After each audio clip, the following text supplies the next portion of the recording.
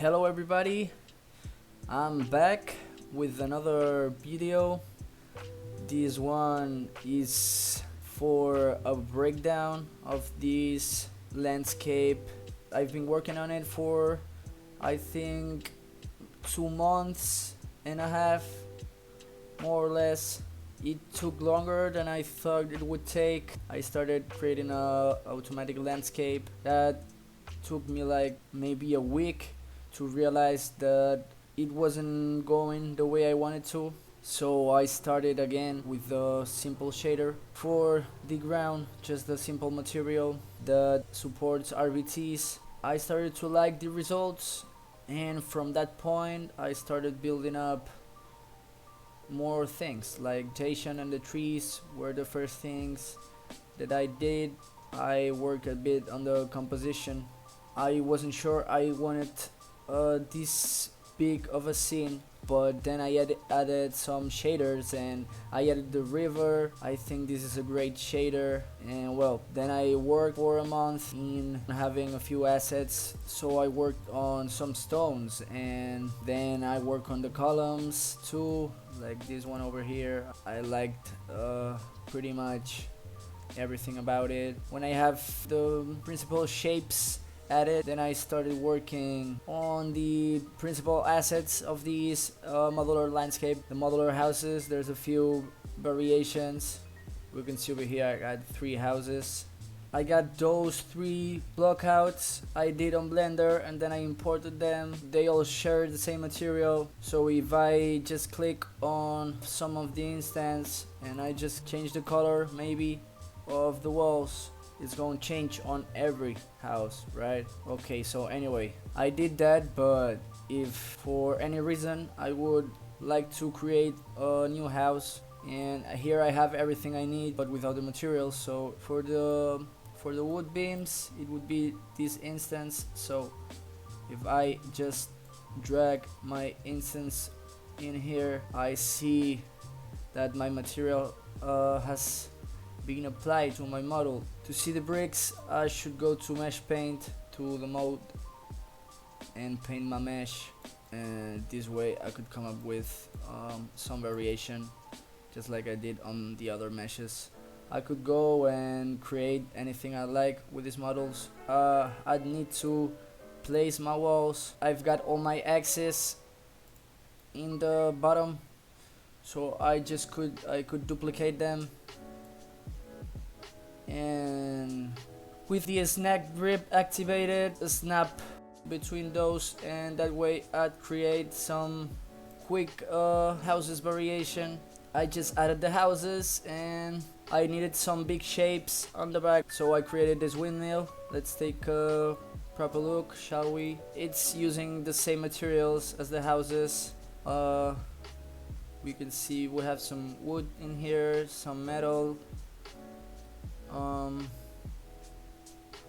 There's this stylized roof that is different from the others, and well, it's all wood, but like I just need the shape to be in the background.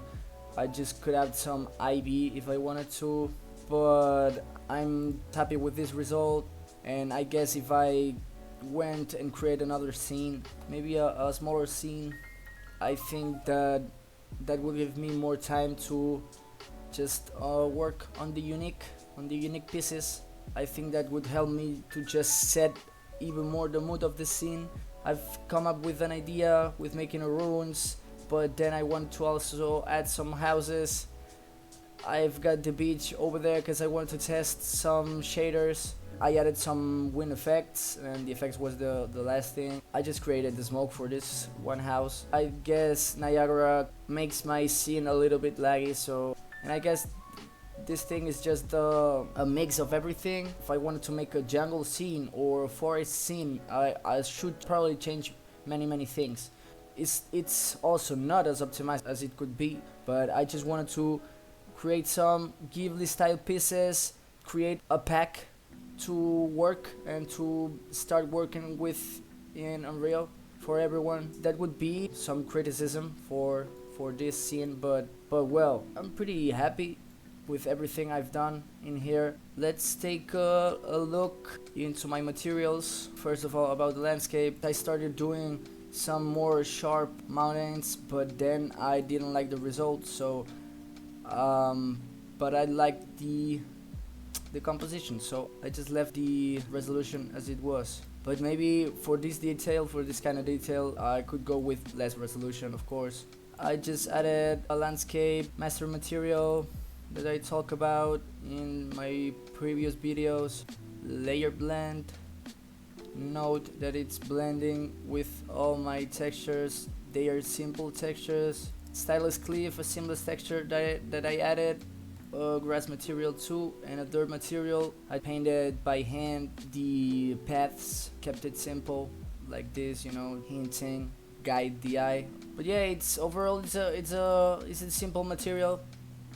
You could go with just a base color and creating some material attributes and just blending it with the runtime virtual texture right here. And that's, I think, the main part for the terrain. That's the main thing. Create another material with better textures and maybe more optimized. I lost too many time creating my first landscape, so I wanted to create quick and beautiful art. So that was my main goal, and I think spending 2 months doing all this work, I think it's pretty decent. So let's take a look into the vegetation. If I go to my modes and I go to my foliage mode, I could see all my foliage, some flowers, some vegetation, even some rocks over here. You can see how I did this with my other tutorial with the rocks. This bush is placed all over the scene, and all of them are sharing, all of these bushes are sharing like the same instances and the same material. Let's take a look in the master material. This is the RVT node. We have an opacity mask too, that I've created a few opacity masks to create different shapes and different kind of bushes. Let's take a look. This is the world position upset that works with the simple grass wind. Right now I set it so it's so subtle, but I could add some intensity to the wind, and then you could see my bush moves. I could also mess up with the scale, the billboard scale, or inflate them if I wanted to. If I want my bush to be bigger and rounder, of course I can mess up with my colors, and I put the color that I wanted to. And as you see, I have some different instances. I could create some different foliage, different bushes, and then place it foliage too. And I did the same with my trees, but the difference with my trees and the bushes are just the top of the trees. Desaturated a bit my trees, create a good shape. Tried not to put so many topology. Every poly is repeating the same texture, so you just need to go back and forth to Blender and Unreal to know the textile density that you need for your mesh, because you could scale up the texture, and then with a little bit less of topology it could really work as well. So yeah, I think that's it for the vegetation. I just created some unique meshes I did with opacity masks. What else? I mean, the shaders, I just look at tutorial of Rimaye. He's a French technical artist, great channel, just make sure to follow him. He makes tutorials and you don't need to know French to follow them, so yeah, that's pretty awesome. So look, another tutorial for the stylized wind. There's a wind particle. Let's see, I had the background rocks, different set of rocks. I have my background trees from Victoria's Auronia's tutorial. I have some blueprints for the windmills. I came up with the idea just seeing a tutorial from Stylized. Again, check out that channel because it gives good information, some good tips. Sometimes it features great artists, so yeah, you should check that channel out for sure. But yeah, everything was done with Blender, with Substance Designer and Painter, and with the Unreal engine as well. I haven't made any post-processing on this scene. Let's take a look into the water shader. This plane right here is the river, then I have one plane for the lake, and the waterfalls just go in a separate shader. Let's look at this river material instance, but let's take a look into our material. It's a bit of a complicated one. I'm not good at these shaders. This is complicated stuff for me, but he creates a good tutorial and he makes it so clear so you could understand. It's not the same as making it and creating it that understanding it. So yeah, I think you could go and just create it and just to know, okay, this is for the foam, this is for the distortion, and maybe know how to tweak some of the options and come up with your own result. I think that's better. That's that understanding everything, because I mean, if you want to understand these nodes, you have to go and maybe study it more in depth.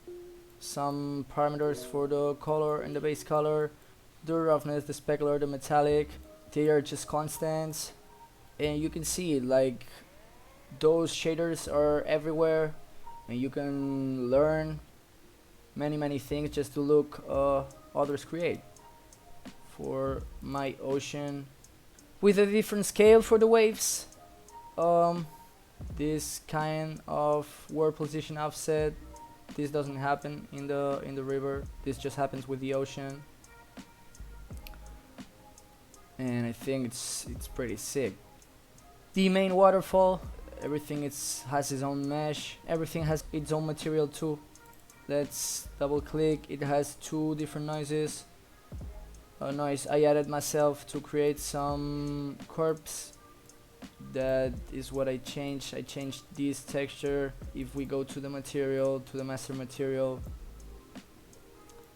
I do not understand the most part of this shader, but I tweaked a bit the texture and the parameters so it looked like the way I wanted to. I saw different shaders, different tutorials, mixed a bit of them, and I come up with this result. But I'm not that good at explaining some technical shaders like this, and you don't need to know that stuff to play with it, you know. It's better to get that beautiful art, just create it for yourself, trying to understand it, than just go and never play with it at all, you know, because you're scared of some nodes. But as you see, that's why I do this kind of projects, because it pushes you to understand and to learn some new things, and not just to focus on modeling, because you could just do the same model and the same thing like in a bunch of ways.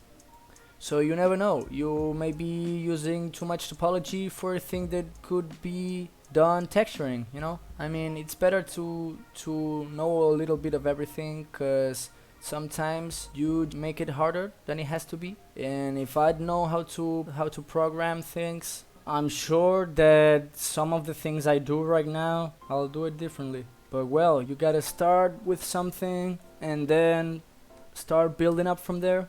If you want me to explain something in more depth, just feel free to contact me.